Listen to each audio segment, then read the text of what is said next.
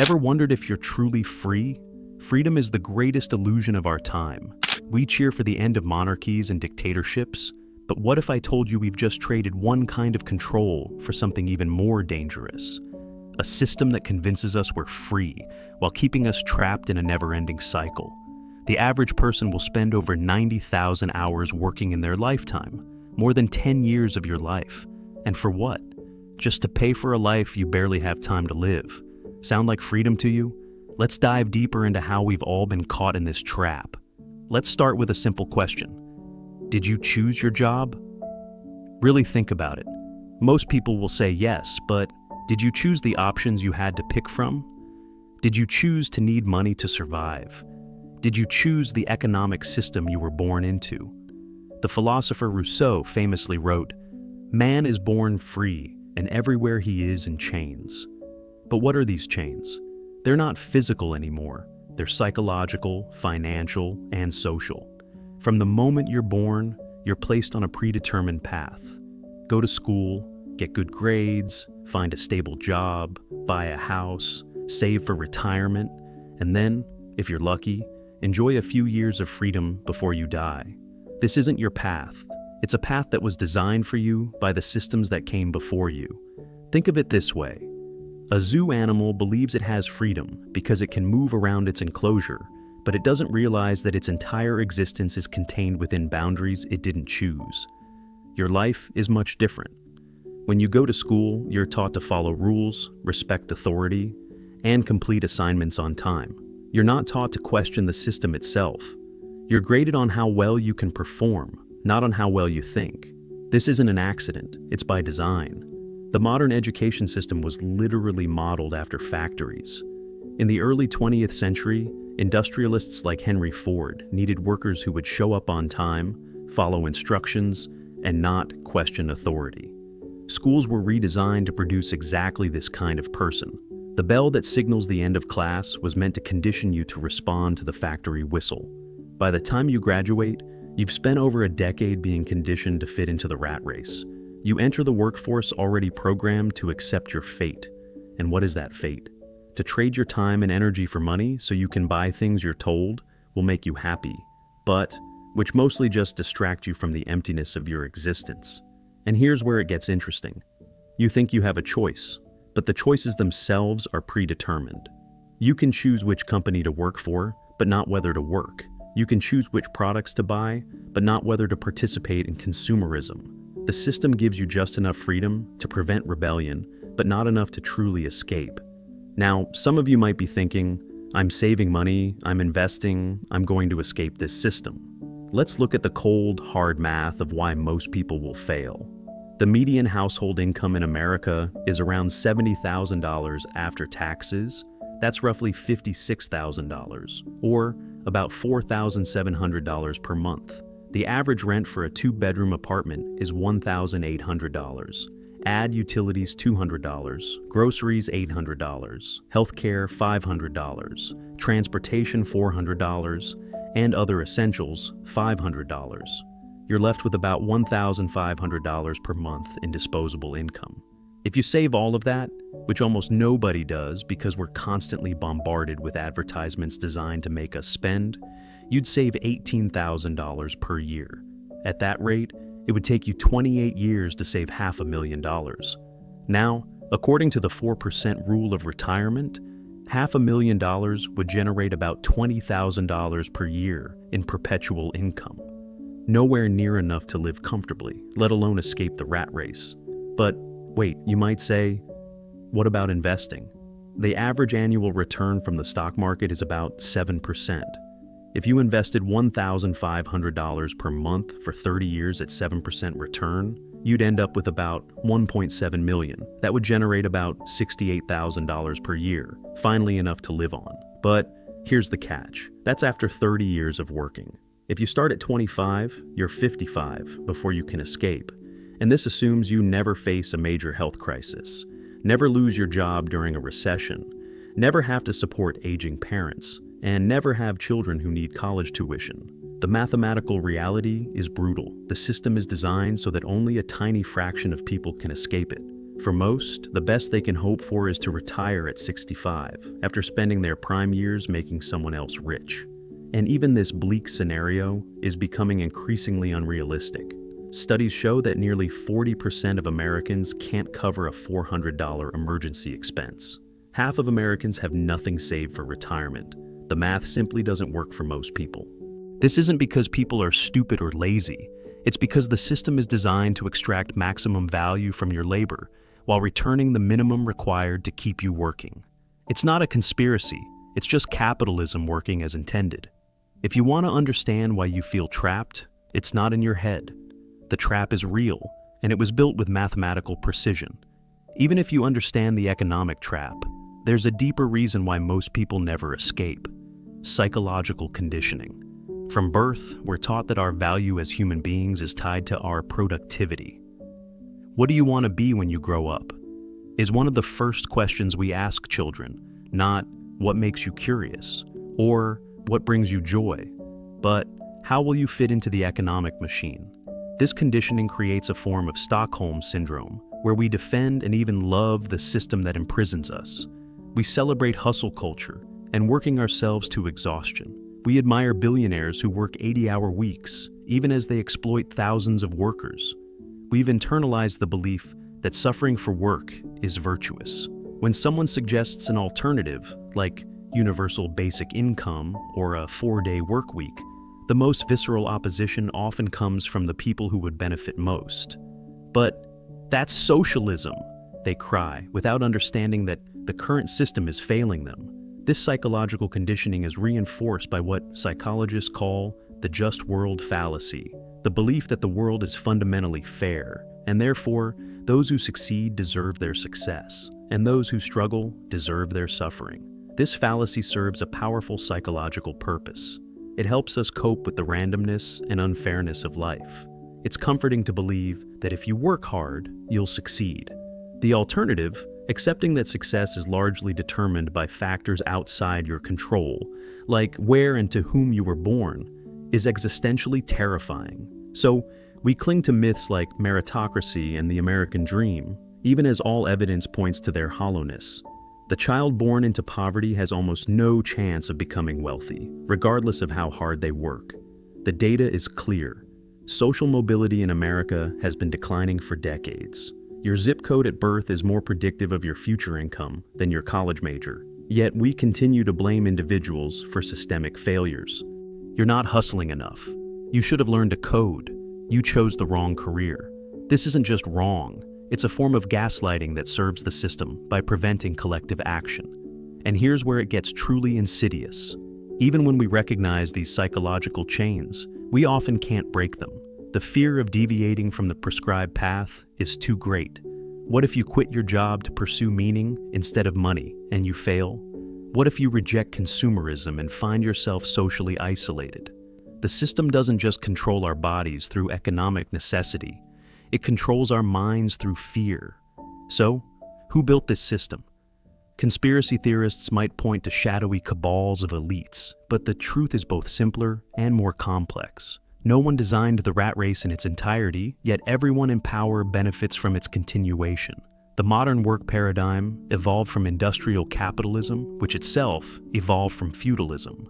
In each evolution, the fundamental dynamic remained the same. A small group owns the means of production, while the majority must sell their labor to survive. What changed was the narrative. Under feudalism, the justification was divine right. God had ordained the social hierarchy. Under industrial capitalism, it became freedom. You were free to choose your employer, unlike the serfs who were bound to their lords. Today's justification is more sophisticated: meritocracy. The system is fair because anyone can succeed if they work hard enough. This narrative persists despite overwhelming evidence to the contrary. But if no single group designed the system, who maintains it? The answer lies in understanding power and incentives. Consider the typical corporate hierarchy. The CEO's compensation is often hundreds of times higher than the average worker's. Does the CEO work hundreds of times harder? Of course not, but they benefit enormously from a system that undervalues labor and overvalues capital and management. Politicians too have little incentive to change the system. Their campaigns are funded by the wealthy and by corporations, who naturally support candidates who protect their interests. The revolving door between government and industry ensures that regulators often come from and return to the very industries they're meant to regulate. Media conglomerates owned by the ultra-wealthy frame economic discussions in ways that support the status quo. Questions like, how will we pay for universal health care, are asked constantly, while questions like, how can we afford endless war, are rarely raised. Even academia is not immune. Economics departments receive funding from financial institutions and teach theories that justify existing power structures. Professors who challenge orthodox economic thinking often find themselves marginalized. This isn't to say there's a room somewhere where the powerful gather to conspire against the masses. They don't need to. The system naturally evolves to protect those who benefit from it most. The tragedy is that many who defend the system most vigorously are those it harms. The factory worker arguing against unions, the gig worker opposing labor protections, the indebted student fighting universal education. Through sophisticated propaganda, people are convinced to advocate against their own interests. If the traditional rat race wasn't bad enough, technology has accelerated and intensified our imprisonment in ways previous generations couldn't imagine. In the past, at least when you left work, you were free. Now, with smartphones and remote work, the boundary between work and life has completely eroded. Emails at dinner, Slack notifications on weekends, the expectation of constant availability. The average person checks their phone 96 times per day. That's once every 10 minutes of a waking life. And each check activates the brain's dopamine system, creating a dependency loop that keeps us perpetually distracted and unable to engage in the deep thinking necessary to question our circumstances. Social media doesn't just consume our attention, it commodifies it. Every scroll, click, and like is monetized. Your attention is literally being sold to advertisers. You're not just a worker in the modern economy, you're also the product. And as artificial intelligence advances, the situation becomes even more precarious. Jobs that seemed secure a decade ago are now threatened by automation. The World Economic Forum predicts that by 2025, 85 million jobs may be displaced by machines, while only 97 million new ones will be created. And these new jobs will require completely different skills. This creates a permanent state of anxiety and insecurity. You're never sure if your job will exist tomorrow, so you work harder today, take fewer vacations, accept lower pay, and generally compromise your well-being to prove your worth. Meanwhile, the benefits of this technological revolution flow primarily to those who already hold capital. The 5 largest tech companies now have a combined market capitalization larger than the GDP of most countries. Their founders have accumulated wealth that would have made the kings of old blush with envy. And what are these companies selling us? Largely escape from the very reality they help create. Netflix to distract us from our exhaustion, Instagram to give us the illusion of connection in an increasingly isolated world, Amazon to deliver dopamine hits of consumption without the hassle of leaving our homes. Technology promised to free us from drudgery, to create a world of abundance where we could work less and live more. Instead, it has tethered us more tightly to the hamster wheel while dangling ever more sophisticated carrots just out of reach. The digital rat race doesn't replace the traditional one. It enhances it, accelerates it, and makes it nearly inescapable. Even as you watch this video, seeking understanding and perhaps a way out, you're being served advertisements. Your viewing habits are being tracked, and algorithms are determining what content to show you next, all to maximize your engagement and, by extension, your economic value to the platform. So, is escape impossible? Not entirely, but it's far more difficult than most financial freedom gurus would have you believe, and the paths are narrower than most realize. Let's look at the rare few who do manage to escape the rat race and understand what actually makes it possible. First, there's exceptional talent or luck. The professional athlete, the successful entrepreneur, the viral content creator. These paths do exist, but they're available to a tiny fraction of people. For every successful startup founder, thousands fail. For every YouTube millionaire, Millions of creators earn nothing. These exceptions don't disprove the rule. They exemplify just how rare escape truly is. Second, there's inherited advantage. It's no accident that many of the most celebrated self-made billionaires came from upper-middle class or wealthy families. Elon Musk's father owned an emerald mine. Bill Gates' mother helped IBM hire Microsoft.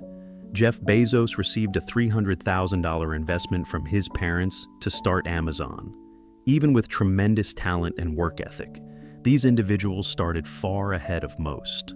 Third, there's geographic arbitrage, earning money in high-income economies while living in low-cost areas. This has become more viable with remote work, but it remains inaccessible to many whose jobs require physical presence, and it often relies on global inequality to function. Fourth, there's extreme frugality combined with consistent investing. The FIRE movement, financial independence, retire early. While theoretically available to more people, typically requires an above-average income to begin with. The discipline to save 50 to 70% of that income for years or decades, and the willingness to live far below the standard consumption patterns that society expects. And finally, there's the communal approach, pooling resources with like-minded individuals to create alternative economic structures. Intentional communities, cooperatives, and mutual aid networks can create microeconomies that operate partially outside the mainstream system. What's notable about all these paths is that none of them challenge the system itself. They are individual or small group solutions to a collective problem. They're escapes, not revolutions. And this points to perhaps the most profound trap of all, the individualization of a systemic problem.